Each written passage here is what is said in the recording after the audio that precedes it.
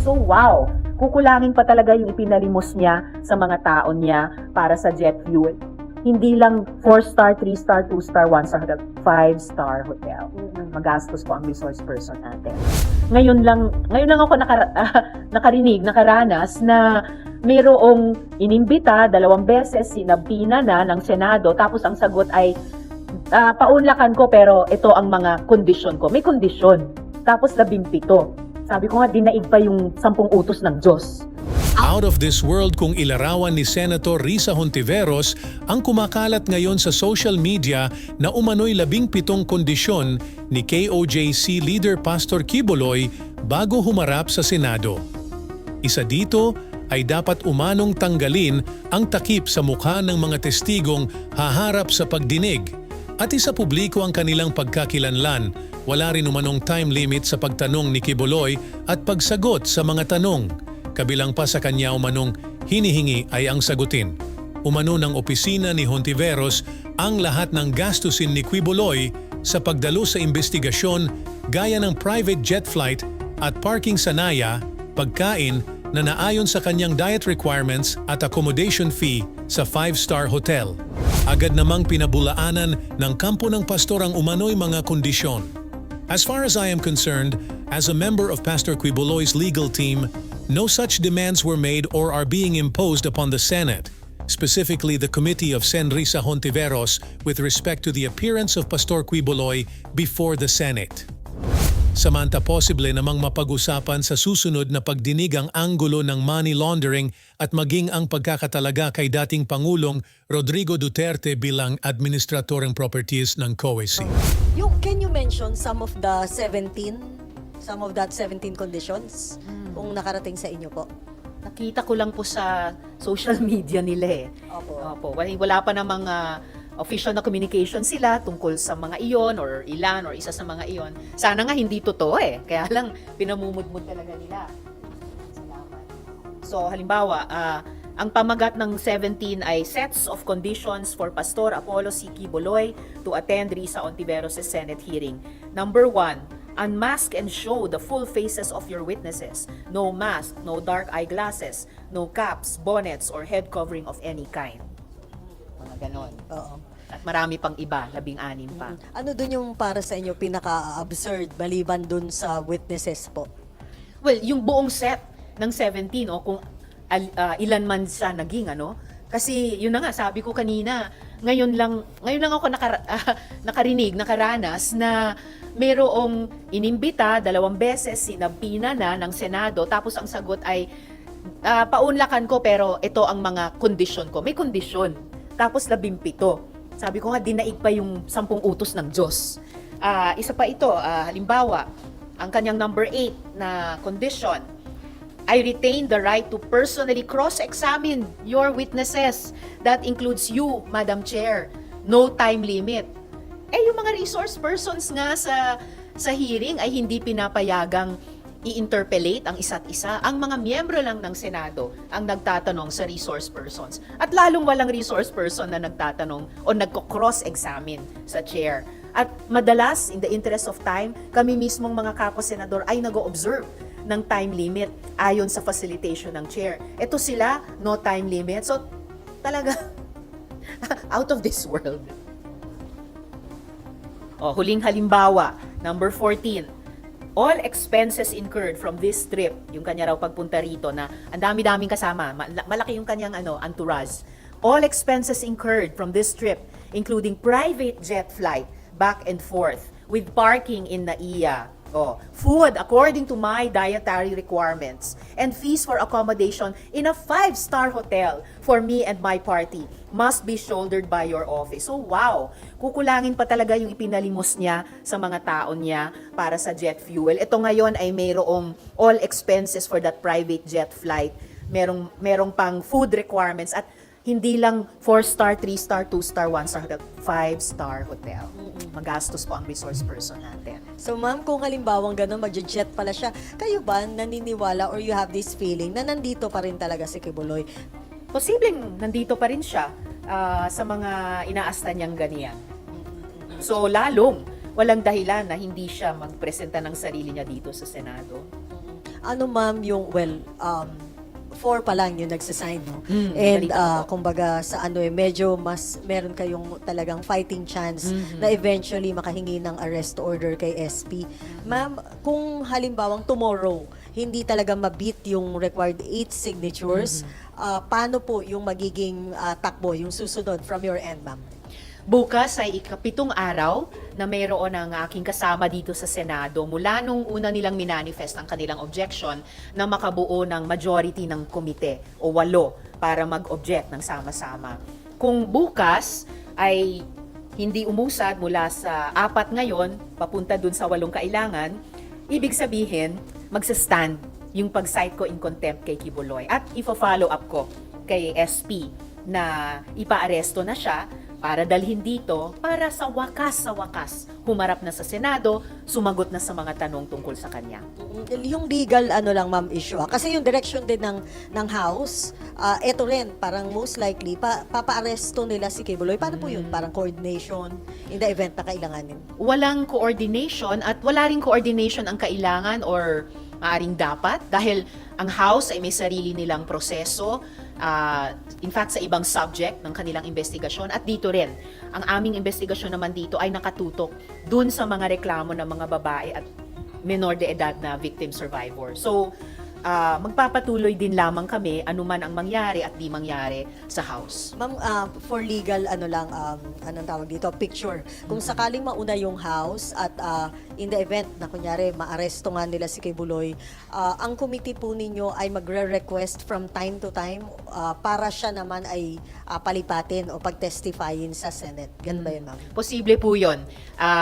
In the interest of makasagot din siya sa mga tanong ng Senate Committee on Women tulad ng maaring sasagot siya sa mga tanong ng House Committee on Franchises yata, posibleng hilingin namin sa House na padaluhin din siya dito para sumagot sa amin din. Ma'am, huling tanong galing sa akin. Kasi yun, last week, kanya-kanya ng points yung mga pumirma dito sa written objection. Maliban doon sa sinasabi na nasa court na or maghahain na ng kaso, may nagsasabi na ay naging political na yung direction nitong investigation na to at may nagsasabi rin na parang kinukuyog si Pastor Kibuloy. Sa una, yung reaction nyo doon, and then pangalawa, nararamdaman nyo po ba na kahit papano, andun yung attempt ng ibang mga legislators to protect Kibuloy? Well, it would seem na dahil sa sarili nilang appreciation sa issue, gusto nilang ma-protect si Kibuloy. Pero I would only reassure kung may magtanong na ang komite mismo ay sumusunod sa mga rules ng Senado, sa mga investigasyon in aid of legislation. So, tulad ng pagprotekta din namin sa karapatan ng mga victim survivors magsalita ng walang harassment sa kanila, ganoon din. At walang pagkuyog mula sa simula, simpleng 2 investigasyon ang ipinadala namin kay Kibuloy. Siya ang nang-dedma doon. Nag-issue kami ng subpoena, ang Senado, signed by the SP, nung hindi niya pinansin yung imbitasyong iyon. At ngayon, dahil may pagka-cite ko sa kanya in contempt, may miyembro ng committee ko na nag-object, binigyang daan ko 1 buong linggo ayon sa rules namin para makabuo sila ng majority na miyembro ng komite. So walang pagkuyog ng nangyayari. Yung unang bahagi ng tanong nyo before the political. Kung political yung dinig sa isang resolusyon dahil sa dumadaming reklamo ng mga babae at menor de edad na inabuso ni Kibuloy, hindi ko na alam ano ang political. That is in a way the least political, pero dahil may kinalaman din yan sa pag-empower sa kababaihan at menor de edad to speak their truth nang walang takot, pag-suporta sa mga babae at mga menor de edad na humingi ng hustisya sa ating gobyerno sa lahat ng tamang paraan. Tingin ko, yan ang tamang dapat gawin. Yung mga nagsasabing politikal ito, sila po ang magpaliwanag.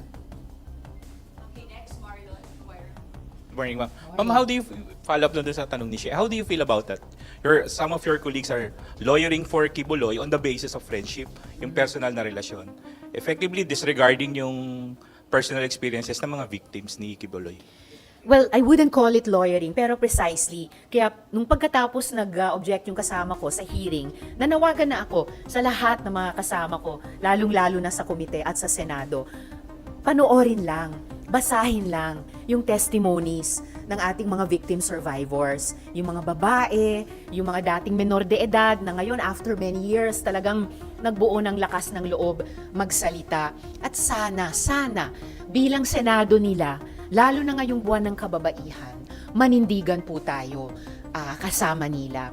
Hindi ko po tinatanggal kahit kanino man na maging kaibigan o tumanaw ng kabaitan niya sa pamilya, pero kahit kaibigan natin, kahit naging mabait sa pamilya natin, kapag ka ang akusasyon sa kanya ay panggagahasa, pang-aabuso pa sa bata, panlilinlang, at kung ano-ano pa, hindi ba ang tamang dapat natin gawin bilang Senado ay paharapin yung taong yon sa komite? Tingin ko ang sagot po doon ay oo. Are you not disappointed po dun sa action ng ilan yung kasamahan?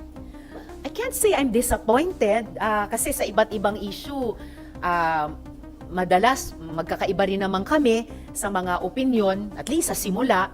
Pero patuloy akong nananawagan na sana bago matapos itong pagdinig, manaig pa rin. Manaig yung ating paninindigan kasama ng mga kabaro at mga menor de edad. Manaig yung ating paniniwala na walang taong mas mataas sa batas. Ang dami ng mga opisyal ng gobyerno, pati ng simbahan, ay humarap sa mga investigasyon ng Senado. Bakit maiiba si Quiboloy? At lalong-lalo na sa panahong ito na nagkakaisa ang buong Senado, bar none, na itaguyod ang sistema ng checks and balances laban sa Peking People's Initiative at tangkang lusawin at buwagin ang Senado. Magkaisa din po tayo, bar none, na yung mga rules ng Senado ay dapat mapatupad, na ang kapangyarihan ng Senado para singilin ang accountability ng mga nang-abuso ng kanilang kapangyarihan ay kailanman huwag na babawasan. Ma'am, may binanggit po si former Senator Trillanes na dapat magkaroon ng anti-money laundering investigation doon sa mga properties ni Quiboloy. And it would seem na, although hindi niya binanggit yung pangalan ni dating President Duterte, pero mukhang intertwined yung kanilang mga economic interests. Well, salamat sa paalala ni former Senator Sonny. In fact, lumabas na nga sa nakaraang hearing na sa susunod na hearing, imbitahin po namin ang Anti-Money Laundering Council dahil lumabas sa isa sa mga bagong testimonya na posibleng may money laundering na ginagawa si Quiboloy dahil sa sinalaysay na paggamit ng mga account ng mga totoong tao pero para magpadaan ng pera ng iba para makarating kay Quiboloy doon sa Davao. Hello po. So yung recent development was President Duterte was named property administrator. Parang it was partially answered na kanina. But will your committee look into the properties of Quiboloy here and abroad? Siguro only as far as binabanggit sila sa mga testimonya. Dahil ang subject ng resolusyon ay yung pang-aabuso sa mga kabaro at mga menor de edad.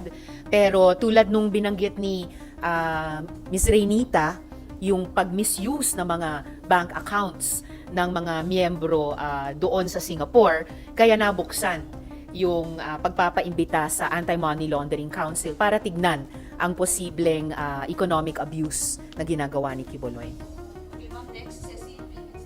Hello, ma'am. Opo, medyo tatlo ito, ma'am. Yung una, don't you think na nagkakaroon ng double standard yung some senator when it comes to dealing with yung kay Quiboloy? Kasi yung kay senior, isang beses lang, meron agad warrant, and then ito, ini-invoke na yung lahat ng karapatan ni pastor.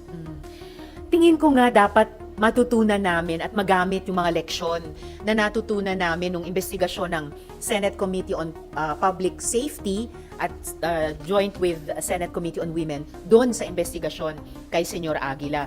Doon magandang naipakita ng Senado isang kapulungan ng isang sangay ng gobyerno na kahit pa mga nagsasabing sila yung mga religious leaders ay subject din sa batas ng Republika. Hindi pwedeng napalampas yung mga pang-aabuso nila sa mga bata at iba pang miyembro ng Socorro dun sa investigasyong iyon.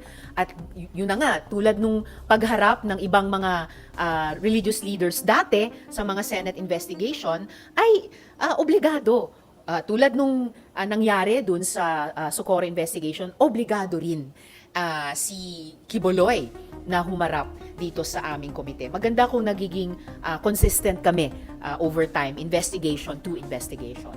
Over the weekend, you called your colleagues to parang listen to the cry of the victims. Do you think they are numbed and not listening to the grievances and complaints of the victims?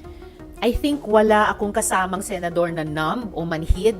I think lahat po kami ay nakakarinig at nakakakita. Kaya't patuloy akong nananawagan at patuloy akong umaasa na pagdating ng bukas ay mananatiling nakatayo yung pag-cite ko kay Quiboloy in contempt. Dahil lahat, o kung hindi man lahat, karamihan ng mga miyembro ng komite ko ay maninindigan kasama ng mga victim survivors na iyon. Last naman, paano pag in-invoke nila yung sa religion, di ba, separation of church and state, yung religious group nila when it comes dun sa money laundering and other aspect? Thank you. Walang masasite na paglabag sa separation of church and state o paglabag sa religious freedom, lalo na kung may kinalaman sa paglabag ng mga batas ng Republika, mga sekular na batas na bawat mamamayan, anuman ang kanyang institusyon, anuman ang kanyang vocation sa buhay, ay accountable. Dun sa separation of church and state, ayun, nabanggit ko na yung mga dahilan na hindi ako nababahala dyan, hindi po yan applicable dito sa kasalukuyang pagdinig ng aming komite. Thank you. Hi, ma'am. Ma'am, yung development lang last week, yung pag-unseal sa US Yes. ng mga arrest warrant versus Quiboloy. Siguro yung, hindi naman effect, but paano nito na papalakas yung pagdinig po ninyo sa mga kaso laban sa kanya? Well, una, masaya po ako sa ganyang development. Tingin ko dapat talaga singilin ang accountability at kalaunan madala sa hustisya si Quiboloy sa kahit alinmang jurisdiction. At masaya po ako sa pagpapa-unseal ng warrant na iyan para sa hindi kukulang na kalahating dosenang mga charges to enumerate conspiracy to engage in sex trafficking, fraud, coercion, sex trafficking of children, conspiracy, and cash smuggling. At magandang development din yung posibleng maisama si Quiboloy sa red list ng Interpol.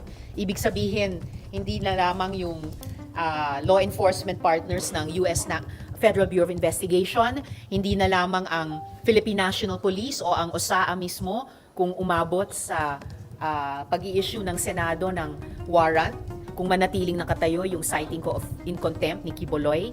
Pero baka sa ibang mga jurisdictions din, mga member nations ng Interpol ay mahirapan siyang forever na tumanggi na humarap sa mga seryosong isyung ito. Ma'am, mai-initiate daw nito yung extradition process ng US Department para kay Quiboloy. Nung huling pagdinig, sabi po ng Department of Foreign Affairs ay wala pang extradition request ang Estados Unidos sa ating gobyerno. Pero at least satisfied naman ako na batid nila ito. In fact, mula pa sa halos unang pagdinig, nabanggit at naitanong na ito. At alam naman nila, no? Alam naman ng mga responsible agencies sa executive paano nila i-handle if and when dumating na ang extradition request na iyan, whether umaandar na o hindi pa ang mga kaso dito naman sa atin. Ma'am, last on my part. Yung kung saan in-unseal yung warrant para kay Quiboloy, almost the same. So kung ano yung iniimbestigahan ninyo, child trafficking, conspiracy to engage in sex trafficking, what does it say, ma'am, na almost the same po yung mukhang yung abuses na na-commit niya? Yun na nga. Allegedly. So, lalong posibleng isipin na pareho ang modus operandi dito at sa bansang iyon or maaring sa iba pang mga bansa ng mga pang-aabuso sa karapatan at kagalingan ng mga kababaihan at mga menor de edad.